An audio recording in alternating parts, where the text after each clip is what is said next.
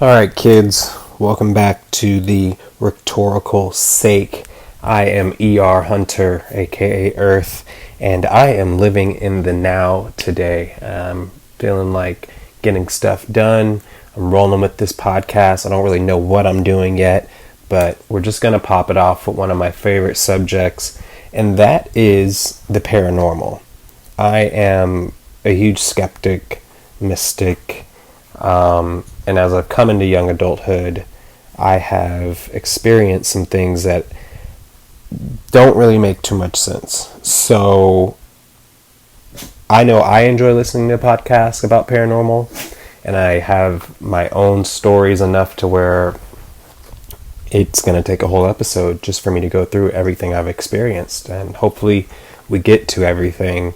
But I just want to put it out there, and maybe you guys can leave some comments, subscribe to the podcast, and let me know if you've encountered anything like this. I would really like some feedback. That would be awesome. So my website for the time being is erhunter.squarespace.com. Huge shout out to Squarespace. They seem to sponsor a lot of the podcasts I listen to, so I have no problem leaving that as my URL for my website. In any case, I am a Christian. I believe in God. So right now I am at home alone, and I'm just going to plead the blood of Jesus over my room in this house, and know that God's got me, and I'm not expecting anything paranormal to happen right now. But paranormal. But it better not. I ain't down with that. All right. So anyway, let's just get to it. I want to go in a decent chronological order. And as a kid, I did not really experience too much paranormal stuff. I wasn't really attuned to it. There was a couple of things, not too much, I said. My babysitter, she lived in this really rinky-dink house, and she had like 7 dogs. Like, she had these 2 dogs, and they would have puppies, and then we'd sell the puppies, and then more puppies would come, and there were roaches, and there were just toys everywhere. She had like this classic Chucky doll, and she had like the Michael Jackson Thriller vest, and she had 2 kids that are around my age, and it was a really fun place to be, but I never felt comfortable there. And she was big on scary stuff, which was surprising. She told me some of my first scary stories. But she's also a Christian. So besides that, that was kind of like the building block for, I had no reason to be spooked. I do remember my great aunt, she had a neighbor, Edie, and Ashley was her daughter. And they lived in the same apartment complex as my great aunt, who would babysit me in Georgia. And one day we encountered them, and Edie was pretty sketched out, and Ashley was right with her, and she said that she was driving over this bridge in the middle of our apartment complex. There's like multiple units, buildings. It's hilly and forested, typical Georgia suburb. And a Caucasian man walked in front of her car, and they hit him. It was like he went under the car. Well, obviously if you hit somebody, they got out and they checked the scene, and there was no one there. And Ashley saw him, Edie saw him. There was no one on top of the car, no one under the car, and no one was around. And that was the first story that actually like made the hairs on the back of my neck stand up when I was a kid. I was like, because it was very authentic the way that she presented it. So moving on, I won't say the only other, but another story like that, my aunt, my mom's youngest sister, she was on a military base where she lived, and she saw these 2 young boys, Caucasian, probably like, oldest one was like 10 or 9, the younger one was probably like 5 or 6, walking on the side of the road. And she said that she pulled over because it wasn't like for children to be walking on this road. It's a military base. It's very forested. Soldiers always driving by, whatever. But she felt compelled to help these kids out. So she picked them up and got them in their back seat. And she was asking them, she's asking them where they were going, and they said that they were looking for their mom and they were lost. So she took them to the town center. There's a train station there. It's like a main street, and she parked the car. She gets out and she opens up the back door to the back seats, and there's no one there. And she was genuinely freaked out. The kids just simply disappeared, and they hadn't hopped out the car. They were right there talking to her, and unfortunately there was no one else around with her to witness these kids walking on the street, and no one ever attested to seeing anything like that to her when she asked around. So that was probably when I was in high school. I do remember one morning I was walking out of my house, typical morning. I had started driving. My parents let me drive their car, and I was on time. I needed to be at school at 7:30. I was walking out roughly around 7 a.m. And as soon as I stepped out the front door, I went deaf. And it was as if someone had shot a gun next to my ear. And I remember my ears ringing, and I stood on my porch because I just wanted to make sure I didn't lose my balance, and I'm looking around to see what that possibly could have been, or if it was just me. And nothing indicated that anything like a gunshot or panic or loud boom, pop had happened. And so I gathered myself and I went on to school. That whole day I knew in me that I was going to leave school early that day. And my stepdad came and picked me up early, about an hour early from school, and he said that he needed me to babysit a family friend's kids because their dad, who was our handyman, had actually committed suicide that morning. He shot himself in the head. And our family friend, his wife, found him. And it was around 7 a.m.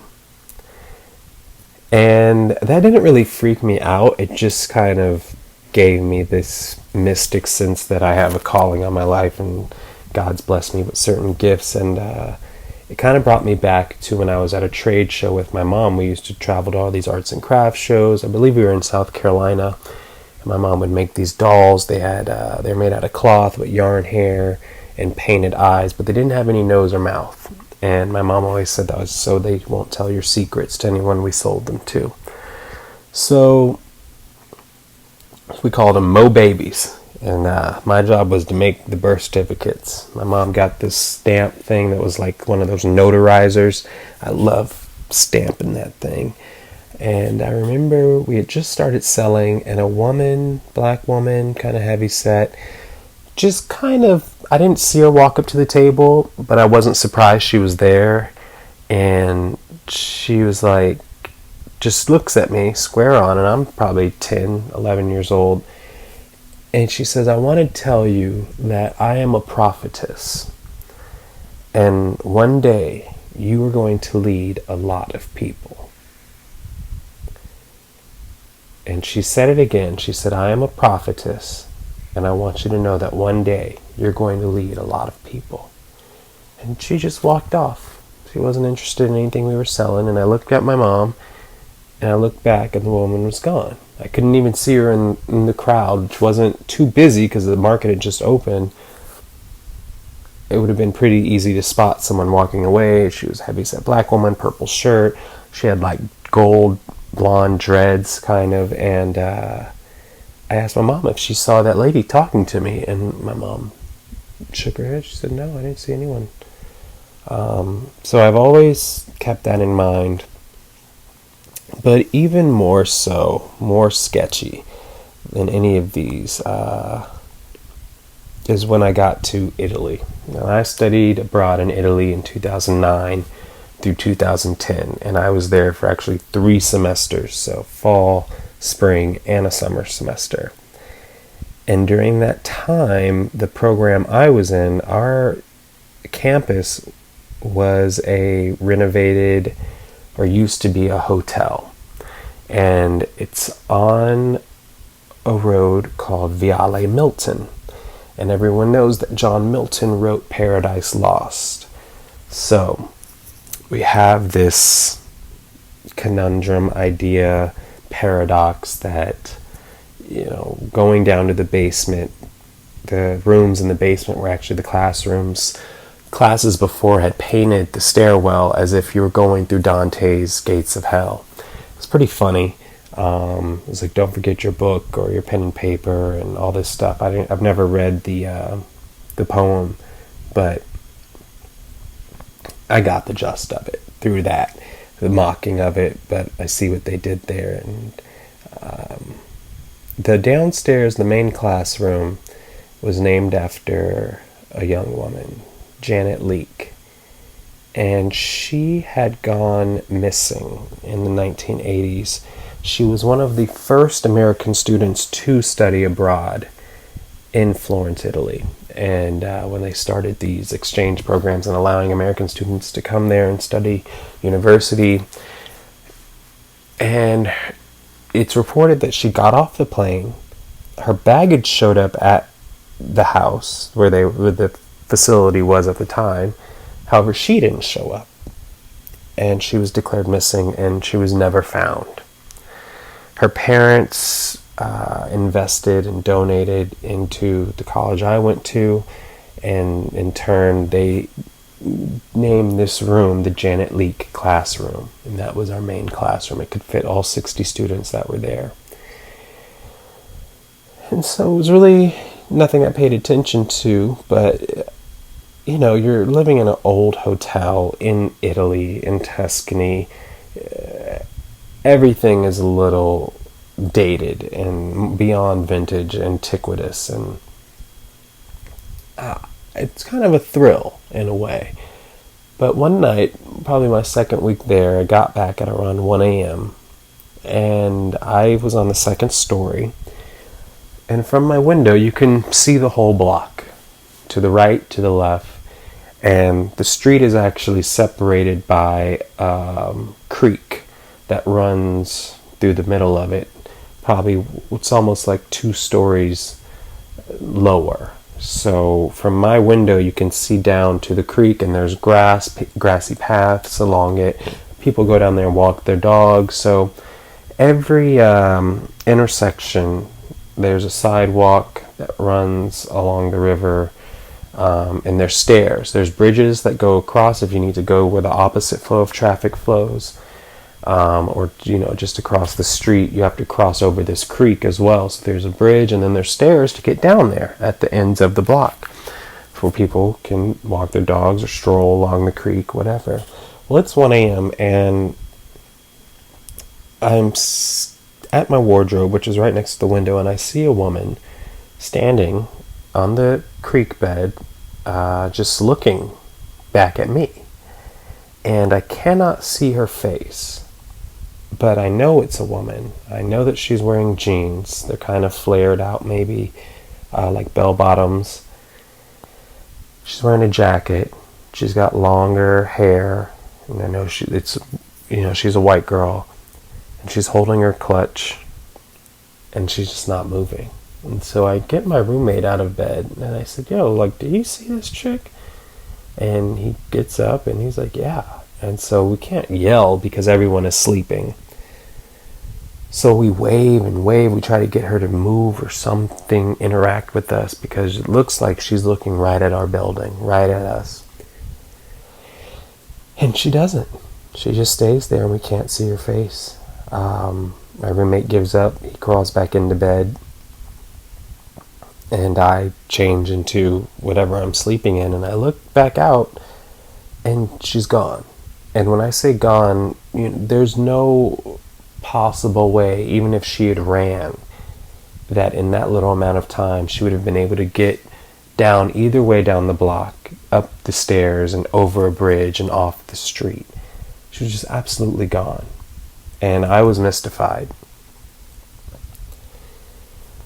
So thereafter, probably about a month or two later, a young girl comes into the student center, and we're all kind of hanging out. It's the evening, and she lets us know that she was Skyping with a friend in this small foyer where we put a piano. It's not a very active entrance. It's the back entrance near the offices.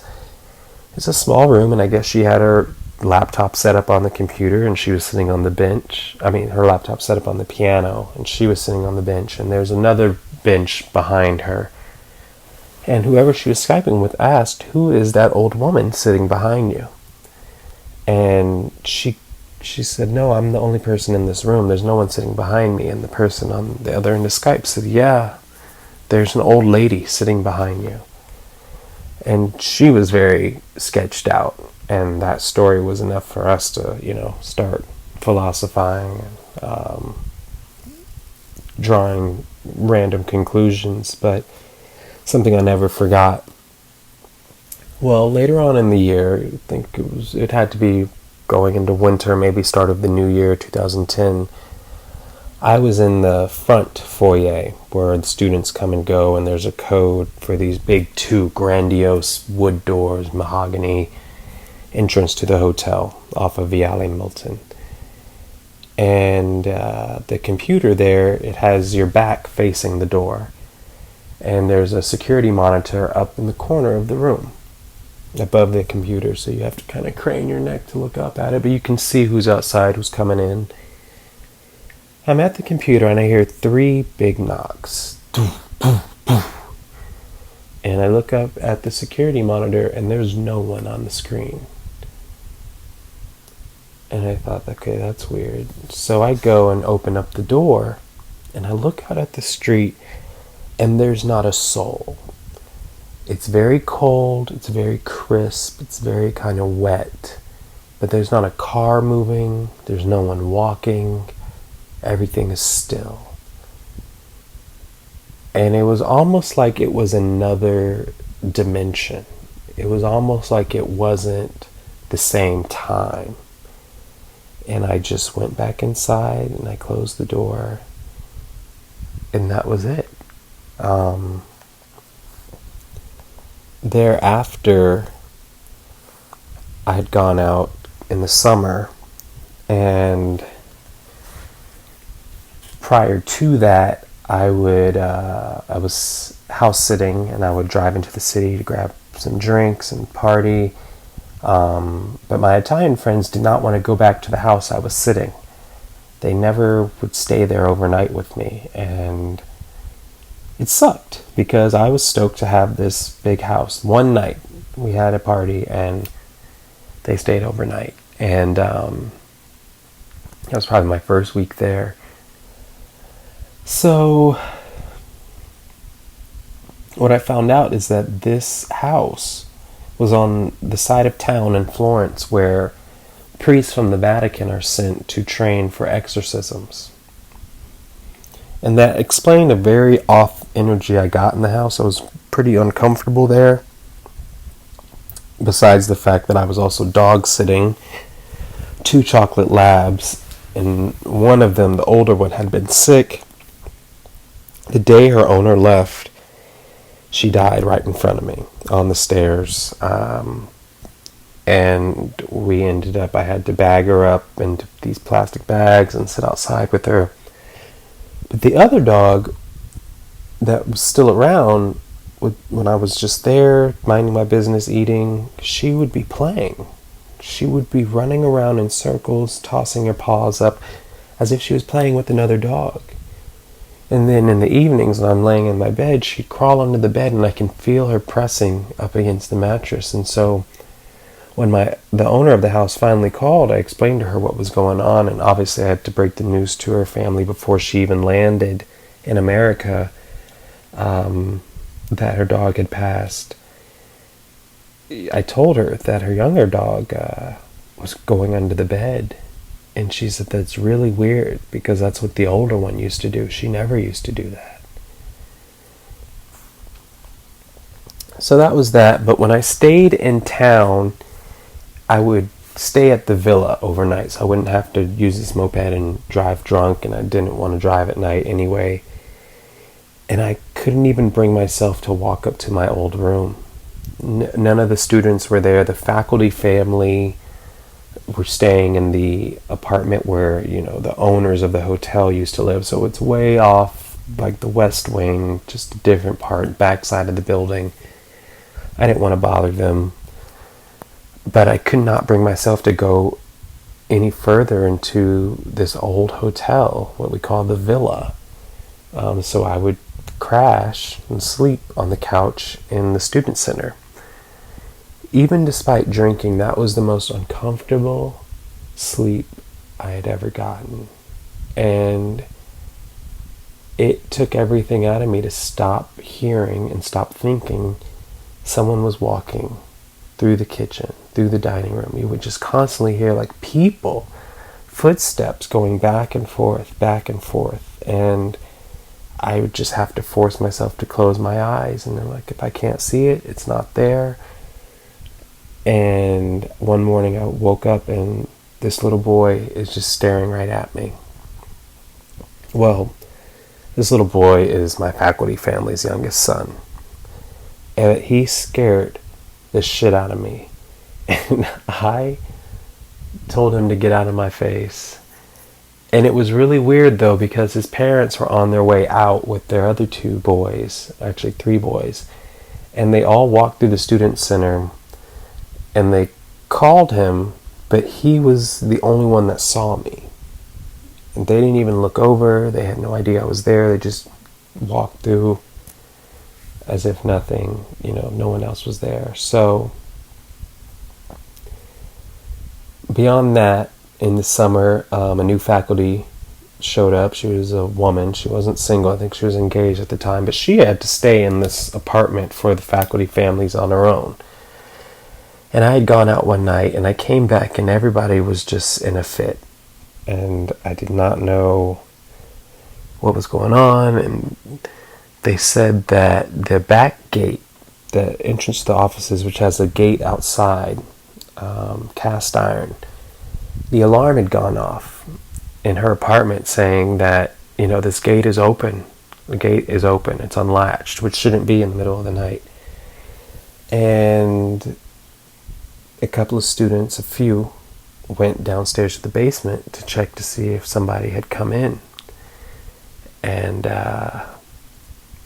at around the same time, they all ended up back in the hallway because something in each room spooked them enough to meet back in the center, and they were like, we got to get out of here. The next day, when the administration reviewed the footage, the gate on the security camera just opened by itself. Other than that, Italy was beautiful, but it definitely introduced me to the sense that there's more to this world than meets the eye.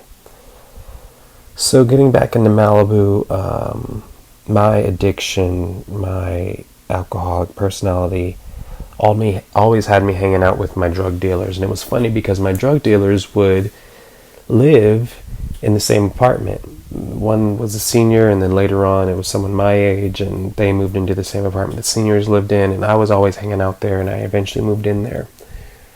Well, my 2 roommates adopted a little dog, Huckleberry Gumbo, and I was dog sitting him one night on my own in the apartment, and I had always felt a little uneasy in the apartment on my own. My friends were into rock and roll and Pink Floyd, and would play that Jay-Z song, Son of the Morning, I'm going to shake you out of the earth, like every morning. But, we don't have to both be Christian for us to be friends. That's not what I believe, blah, blah, blah. But, that's my go-to. That's my rock. That's my salvation. That's what I need in my life to keep me sane. Sometimes the door to the apartment, the front door, would open by itself. But this is Malibu. We're across Pacific Coast Highway from the beach.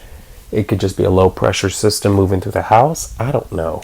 But the door would open by itself, and then sometimes it would sound like someone was upstairs walking around, but that could be the neighbors.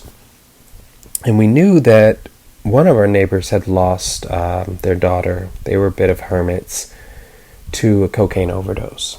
And at that time, we were experimenting with cocaine pretty rigorously, to the point where I was just concerned for my own well-being enough to consider moving. Well, that night, I'm sitting in the place that I live with this dog in my lap, a little like pug or bull, mix, little cute dog, bulging eyes, and I just feel uneasy. The whole time, I just feel really uncomfortable. And I guess that's a feeling of like someone else is there. Well, out of the blue, across the room, directly across in the corner, it just gave me goosebumps thinking about this moment. This long wooden didgeridoo, this instrument, never had a problem with it before, slams down, directly pointing at me. Slams. And in that instant, almost right after it hit the ground, I hop up, the dog is yapping, and I'm like, no, fuck this. Like, you want to come at me? We going in. And so I just go and I stand the didgeridoo up back in the corner, and I'm standing in the corner and I'm start praying, and I'm like, look, whatever this is, you gotta go, this ain't cool. And I'm just showing that I'm not scared of you. But I notice that the dog keeps barking at the corner of the room that's right above me. It's like she's looking at something. He's looking at something, going back and forth, going crazy. And my roommates came home a couple hours later, and I told them what happened. We had instances where the bong was sitting on the floor on the carpet, and just exploded, just shattered for no reason. Nothing knocked it, nothing was around it, just sat there. No one had touched it for several minutes, and it just totally cracked. And that was weird. I soon moved out of that apartment, or condo, whatever you want to call it. Moving forward, another place in Malibu was up in the hills, and the owner of the house and his son, who was my roommate, they had renovated this garage. It had 2 bedrooms, and the main garage was, like a studio almost, with the kitchen and living room all in one. But a heroin addict had died, not just in the same spot I was sleeping, in the same bed, of a heroin overdose. So I had noticed, I took a picture of myself in a mirror one night, and there was a logo, screen printed t-shirt, like someone was wearing it behind me. And the flash on the camera blocked out if there were to be a face. So I took the picture again, and I noticed, okay, there's no one else in the room with me, and this keeps showing up. So I deleted the photos. I didn't want to carry that with me. Well, one night I'm there alone, and the television sits directly in front of the only window in the room, in the garage. And on the opposite side of that window is the front porch. You have to walk along the porch to get to the front door, because this is the side door to the house. It would be the side door to the garage. And I hear footsteps. Our house is in the middle of the Malibu hills, like in the forest. Apparently we live near a vortex of some sort. I never went to it, but it was advertised, and there'd be like weird festivals and ceremonies going on over there. But there were only 2 houses on our street. And so I could hear through the garage door if a car pulled up, even if anybody was walking up. And all of a sudden I hear someone walking on this porch, and I see a shadow or some type of movement walk past the TV on the opposite side of the window. And something in me you need to lock the door. So I get up to lock this side door that goes to the outside, and something starts pushing the door as if to open it. And I have to use a lot of my strength to slam the door shut and lock it. And as soon as I lock that door, the door across the room behind me to the house swings open. And needless to say, I was like, oh, hell no. And I moved out of there shortly after that. Mulholland Highway, I had an experience there. Some buddies of mine were having a birthday party. They lived in this mansion. It's a really big house, and so they all split the rent 5-6 ways so they could afford it. And we were all in the master bedroom drinking Jägermeister, smoking weed. Lights were low, and I had walked downstairs to grab a beer or something. And I'm walking up this like grand stairwell in the foyer. And their frosted front door, it's like frosted glass. I hear 3 knocks as I'm halfway up the stairs. Doo, doo, doo. And I see somebody on the other side. It's a gentleman. He's wearing a black shirt. He's white. And he's got one knuckle up on the glass knocking. He's turned to his side. And I call out to my friends. I'm like, hey, there's someone at your door. There's someone at the door. So I'm like, you know what? I'm going to open it. So I walk right downstairs. I go up to the door. You can see through the glass there's someone there. I open up the door and there's no one there. And I look to the right and to the left of the porch along the driveway. There's no one. And there was someone right there. And I go back upstairs absolutely spooked. I didn't want to scare the house tenants too much. I mentioned it to probably 1 or 2 people, but everyone was so fucked up, it didn't really matter. So, North Hollywood, I got some other activity there. And I moved in with a black female actress, and a couple of weeks after I moved in, I figured she was just trying to scare me, but like I said, I'm a Christian. I'm a firm believer in my faith. And she asked me if I had met the man in white. And I said, the man in white? And I was like, you're talking about a ghost? And she's like, yeah. I was like, oh, I felt like there was something going on in here. And she's like, yeah, he's my little boyfriend. He gets a little jealous of guys that come through, but he'd be looking out for me. I didn't really think much of it, but when I was home alone, it always felt like I had to look over my shoulder. And one night, she was talking to me, and my glass just fell off the coffee table in the living room. Just slid like 2 inches and then hit the ground. And we both looked at each other like, okay.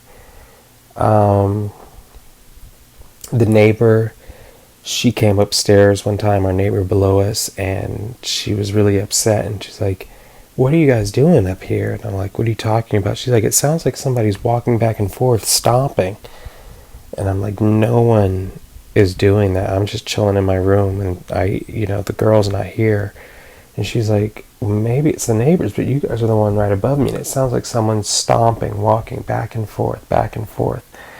And I was like, I'll try to keep it down, but that was not me. I had a little seance prayer movement when my roommate was out of town. And I had actually met a Wicca girl who was like a witch at a party, and she had told me how to get rid of a spirit. And she said to put out a bowl of water with a candle or a light next to it so that the spirit could see its reflection and know it was in the wrong place. So I put out that, but I also got sage, and I also got my olive oil, and I got out my Bible, and I started walking around the house, and I prayed feverishly prayed, and I let the man in white know that he had to go. It was around that time that my great uncle Mike had died, and I got these Christmas lights in my room, and they didn't work, but then one day I came in, and the Christmas lights were just on randomly, and throughout the night sometimes they'd come on by themselves. And my aunt, the same aunt that had picked up those 2 little boys in the military base, she told me, you know who got rid of the man in white? And I said, no, who? She said, Uncle Mike. He's looking out for you. And it all made sense. And I'm really grateful I have angels looking out for me. And that's kind of the silver lining of all this, regardless of how scary it may seem. It's actually scarier telling the stories than it is living it. Because when I'm in it, it's a rush, man. It's exciting. I don't wish it upon anyone, and I don't like go out of my way to look for it. But I have borne witness to these type of events. Some of the most phenomenal of such have been dealing with UFOs. I will say that in Malibu, I was waiting to catch the bus after work, and it sits along the beach, and I'm looking across at Palos Verdes, nice twinkling skyline, and I see this blue light among all the lights flashing and twinkling. This blue light, look, it's going across all the other lights. It seems rather slow in comparison to the highway that I'm sitting by, but in actuality, I thought it was a police chase I'm seeing, but there's no way I would see any car lights from this distance away on PV from Malibu. And this blue light is going through. It's not going up or down, it's going through over Palos Verdes, over the lights. And I was like, okay, that's weird. I genuinely kind of freaked out, and I get home, and my roommates, before I even say anything, they're like, oh, UFO sighting in LA. UFO sighting over PV. And there's a YouTube video about a blue light you can see to this day. And that gave me a sense of relief that I wasn't the only one that witnessed it, because the morning before that, I had practiced some conscious thinking and trying to make contact with extraterrestrials. And in my opinion, it worked.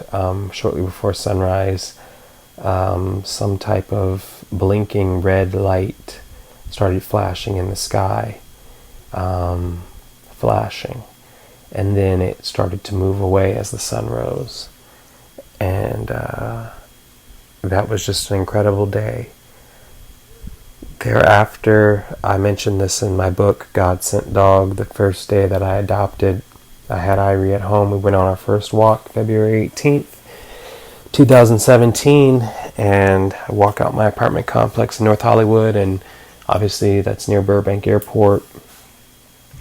And so the sound of planes is rather familiar in traffic, but I always tend to look up if one just happens to be in my line of sight. I like to look at the sky and investigate, and I hear this plane traveling overhead, or so what I think is a plane, and I look up, and there is this round Star Trek looking ship, and it is loud and it's low, and it looks like a double-decker like office building in the sky, and it's round, and there's lights all around like a city. It looks something like straight out of the movies. And my phone was at 1%, so it wouldn't let me record these things.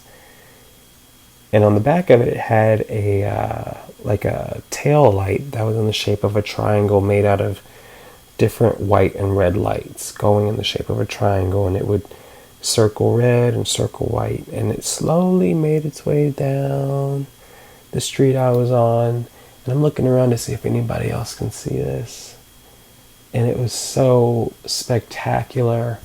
I wasn't scared. I was actually really relieved, but it was awe-inspiring to say the least. And those are pretty much,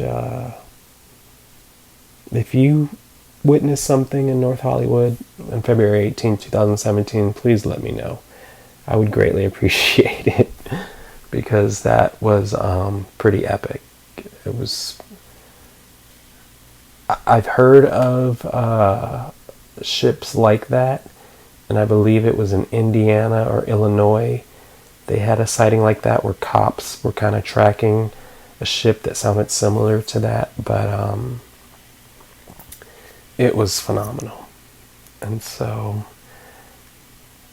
I'm really grateful to find solace and prayer and faith, and ultimately, from what I've gathered in my research, is that it's our consciousness.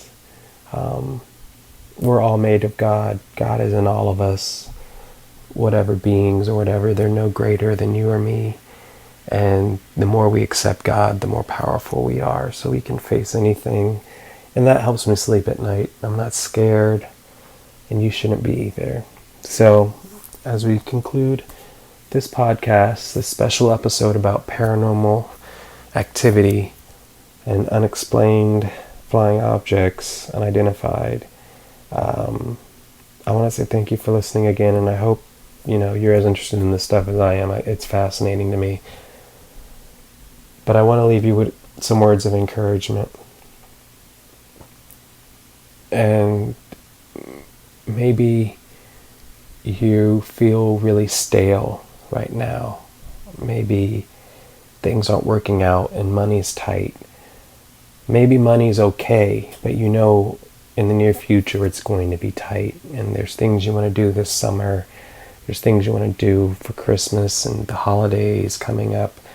And you're trying to plan ahead, and maybe something fell out in business. I want you to go ahead and center yourself right now where you're at in this present moment. You don't have to close your eyes if you're driving, but if you can, close your eyes and stop all that negative chatter and think of one word as you inhale deeply and exhale. Take control of your breathing and think of one word: joy, harmony, love, peace, tranquility, safety, security, prosperity. And set that as our intention. Set that as an intention for the rest of this moment, for the rest of this day. And inhale and exhale, knowing you are going to be okay. Problems are opportunities to overcome, and we might be tired of facing them. But that is where our faith and our endurance and the breath of life comes in. And all this is showing us how strong we really are. You are not alone. You are not alone. And it is okay to admit how you feel. If you're feeling weak, if you've been defeated, if you've suffered a loss, if you've made a mistake, it's okay to admit that. You are such a special, unique individual. Out of all the billions of people on this planet, each one of us is unique. And it's amazing. No one can take away what you got. Your experience is your experience, and it's up to us to use it in our best way, and the best way to make a positive impact. And that could be in our daily life with our significant others, at work, with how we treat our kids. Every moment is an opportunity for us to improve ourselves and increase our consciousness. And if we all try just to be a little bit better every day, a couple % better, setting these intentions, these positive affirmations, these good words, I believe we're going to set an atmosphere of productivity, of leadership, of motivation, and we can help each other up. Because when I'm down, it makes it 10 times harder for me to help you up, because I'm already down. But even if I feel down and I'm on my way up, I'm going to do everything in my power to reach a hand out and show you how I'm climbing up. I hope that you stay encouraged. I hope that you keep tuning in. I really appreciate you listening. Get your copy of God Sent Dog. That's paranormal enough for me. As well as Chasing God Alcoholically. And I hope people can share in experiencing something bigger than this three-dimensional life we seem to be existing in. Because there is so much more out there. And we are so worth it. You're a beautiful creature. You're a beautiful listener. If you like what you heard today, subscribe to my podcast. Leave some comments and feedback. I can't wait to watch this grow with you. I gotta go. My dog is having puppy dreams. I love you all. Stay encouraged. And I will see you, hear you, talk to you the next time. You are loved. Bye-bye.